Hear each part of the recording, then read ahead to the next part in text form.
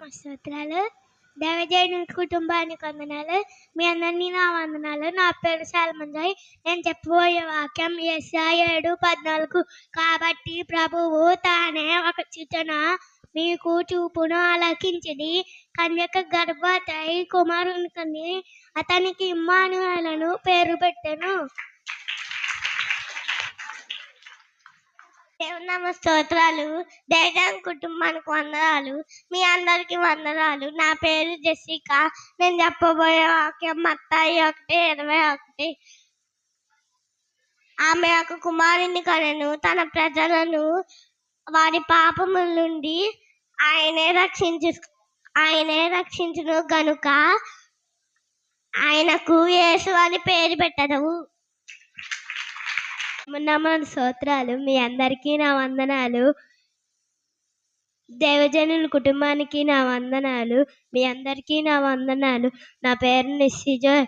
నేను చెప్పబోయే వాక్యం యెషయా 9:6. ఏలే అనగా మనకు శిశువు పుట్టెను, మనకు కుమారుడు అనుగ్రహింపబడెను, ఆయన భుజము మీద రాజ్యభారం ఉండెను.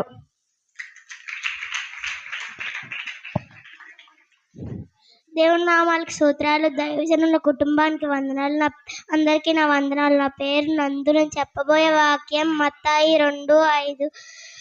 యూదదేశపు బెత్లెహేమున యూదా ప్రధానులు ఎంత మాత్రం అల్పమైన దానివి కాదు. ఇశ్రాయేలును నా ప్రజలను పరిపాలించు అధిపతి నీలో నుండి వచ్చు. దేవునామన్ స్తోత్రాలు. దైవజనుల కుటుంబానికి నా వందనాలు. మీ అందరికీ నా వందనాలు. నా పేరు హని. నేను చెప్పబోతున్న వాక్యం మత్తయి 1:18-20.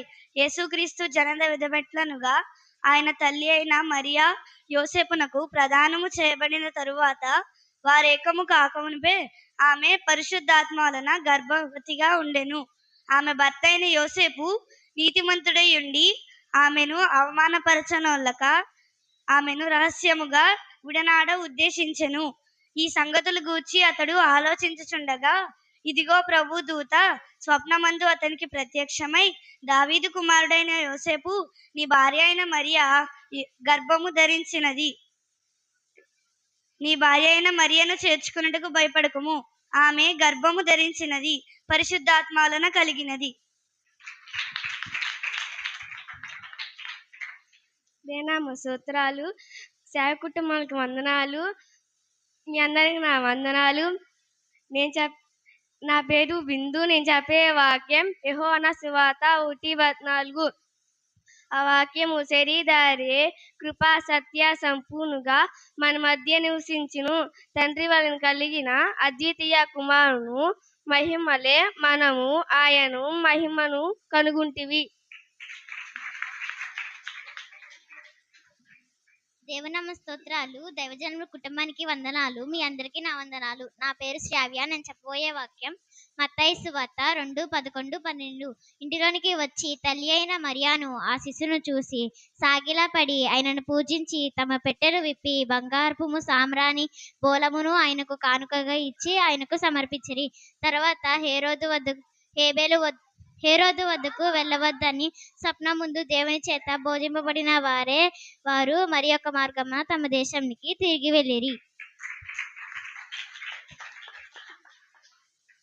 అందరికీ నా వందనాలు. సైజన్ కుటుంబానికి నా వందనాలు. దేవునామానికి స్తోత్రాలు. జయజన్ కుటుంబానికి నా వందనాలు. నా పేరు హర్షద్. నేను చెప్పబోయే వాక్యం లోక 1:32. ఆయన గొప్పవాడే సర్వోన్నతుని కుమారుడు అనబడును. తండ్రి అయిన యేసు ఆయన దావీదు సింహాసనముని ఆయనకి ఇచ్చును.